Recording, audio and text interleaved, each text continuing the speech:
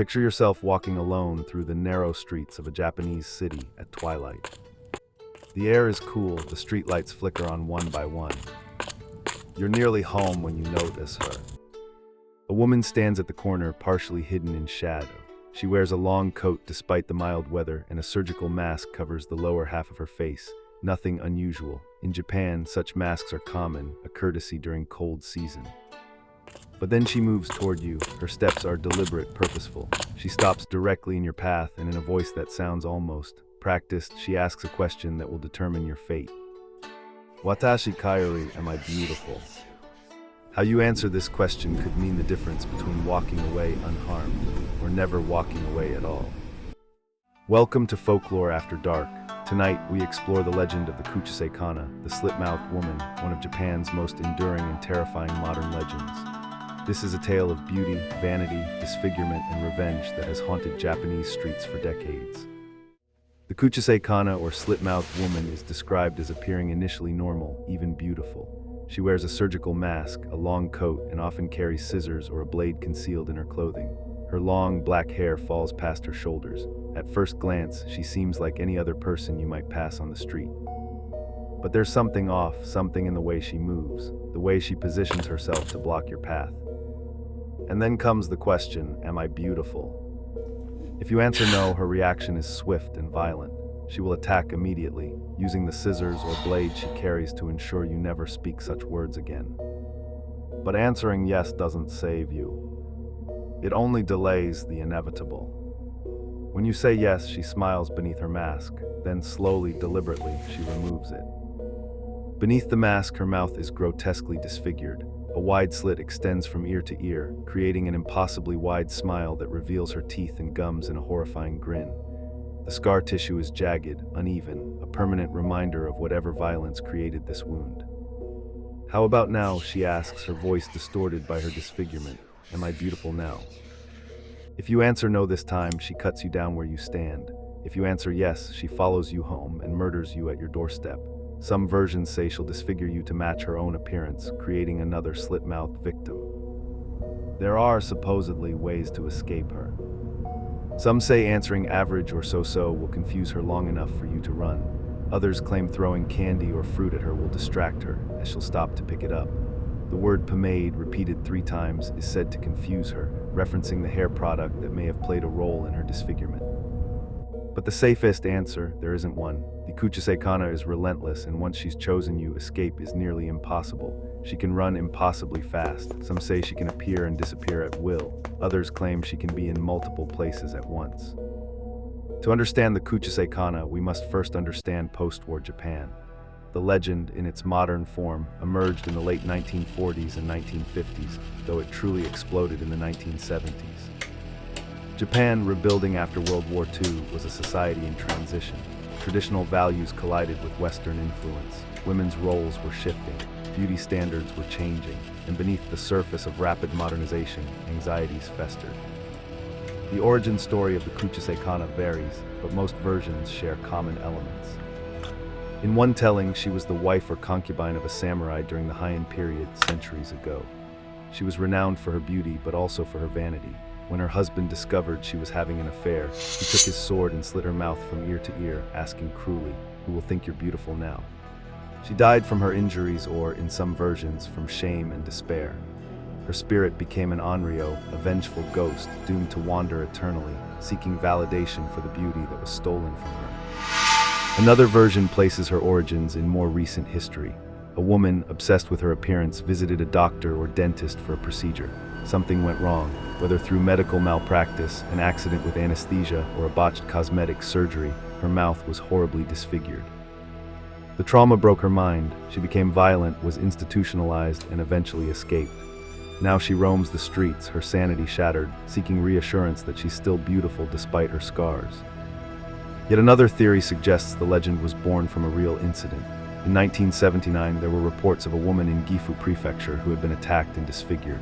The trauma led to a mental breakdown, and she allegedly began attacking others. While this has never been confirmed, the story spread rapidly, and panic gripped several Japanese cities. But perhaps the truest origin of the Kuchisake-onna lies not in history, but in psychology. The legend emerged during a time when Japanese society placed enormous pressure on women regarding appearance. Post-war cosmetic surgery became increasingly common. Beauty standards were both rigid and evolving. The fear of disfigurement, of losing one's beauty and therefore one's value in society, was a real anxiety. The Kuchisake-onna embodies that fear. She represents the terror of physical imperfection, the cruelty of beauty standards, and the violence that can stem from vanity, shame, and the male gaze. She forces her victims to confront the same question she cannot escape: am I beautiful? Am I beautiful? There is no right answer because beauty, scarred or not, should never determine one's worth or survival. But in her world, it does. In the spring and summer of 1979, Japan experienced what can only be described as mass hysteria. Reports of Kuchisake-onna sightings exploded across the country, particularly in Gifu, Okayama, and Fukushima prefectures. Children claimed to have encountered her near schools. Adults reported seeing a masked woman loitering near bus stops and train stations. Panic spread so rapidly that some schools altered their schedules, sending children home in groups rather than alone. Police received hundreds of calls. Was there truly a disfigured woman stalking Japanese streets? Or was this a case of mass hysteria, fed by urban legends, media coverage, and collective anxiety? Most experts lean toward the latter. No confirmed attacks were ever verified, no one was arrested, no victims came forward with evidence of assault. What Japan experienced was a social contagion, a shared fear that took on a life of its own. But that doesn't mean the fear wasn't real. For the children who walked home in terror, scanning every corner for a woman in a surgical mask, the Kuchisake-onna was very real indeed. Individual accounts vary, but many share similar details. A woman approaches, she asks the question. The witness runs or answers and somehow escapes. These stories spread through schools, neighborhoods, and eventually nationwide. One account describes a young boy walking home from school who encountered a masked woman. When she asked if she was beautiful, he stammered out "You're average," then ran. He claimed she chased him at an inhuman speed, but he managed to reach his home and slam the door. When he looked out the window, she was gone. Another story tells of a woman waiting at a bus stop who was approached by the Kuchisake-onna. Instead of answering the question, she threw her purse at the spirit and ran into a nearby convenience store. The staff saw nothing unusual outside. The masked woman had vanished. Are these stories true? Perhaps in the way that all folklore is true. They reflect genuine fears, real anxieties, and the power of collective belief. The 1979 panic eventually subsided, but the legend didn't die. It simply waited. Like the Kuchisake-onna herself, it would return. The Kuchisake-onna has evolved with the times. In the internet age, she has found new life in forums, social media, and YouTube videos. Modern sightings now include witnesses who claim to have photographed her, though these images are always blurry, always inconclusive. Some contemporary versions say she now wears a medical mask instead of a surgical mask, adapting to changing fashion. Others claim she uses makeup to hide her scars, only revealing them when she chooses. She has been spotted near convenience stores, subway stations, and outside karaoke bars. The legend has also spread beyond Japan. Korean and Chinese versions exist, adapted to local culture but maintaining the core elements: a disfigured woman, a question about beauty, and violence as the answer. But what makes the Kuchisake-onna particularly interesting is how she relates to other spirits in Japanese folklore. She shares characteristics with the onryo, vengeful ghosts who died with such anger or sorrow that they cannot move on. Like the famous Oiwa from the Yatsuya Kaiden ghost story, who was poisoned and disfigured by her husband, or Akiku, who was murdered and thrown down a well. But unlike traditional onryo who haunt specific locations tied to their death, the Kuchisake-onna is mobile. She appears anywhere, anytime. This makes her more aligned with yakai, supernatural creatures from Japanese folklore, rather than ghosts bound to a single place. She also echoes other questioning spirits. In Irish folklore, the banshee's wail warns of death. In Mexican legend, La Llorona asks, "Where are my children?" before attacking.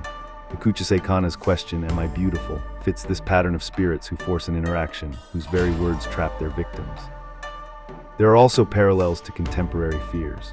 The Kuchisake-onna emerges from darkness and anonymity. She wears a mask, hiding her true nature.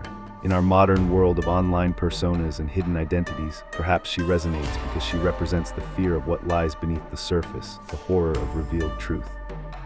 Social media has created new versions of the legend. Creepypasta stories feature her attacking influencers obsessed with their appearance. Video game adaptations have made her a popular horror character. She appears in manga, anime, and horror films, each iteration adding new details while maintaining the core terror. The question remains, am I beautiful? And in our age of filters, editing, and curated online personas, perhaps that question has never been more relevant.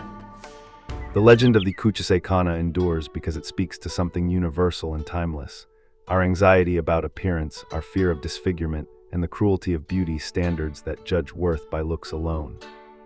She is a victim and a monster simultaneously. Disfigured by violence or accident, driven mad by trauma and vanity, she inflicts upon others the same judgment that destroyed her. She asks a question that has no safe answer, trapping her victims in the same impossible situation she faces every moment of her existence. In Japanese culture, the surgical mask is common, practical, unremarkable, but the Kuchisake-onna has transformed it into a symbol of hidden horror. She has made every masked stranger a potential threat, every question about beauty a potential trap. And perhaps that's the deepest horror of this legend. It takes something ordinary, something you see every day, and makes it sinister. It turns a simple compliment into a death sentence. It reminds us that beneath the surface of normalcy, tragedy and violence can lurk. So the next time you walk alone at twilight and someone approaches you with a question, consider your answer carefully.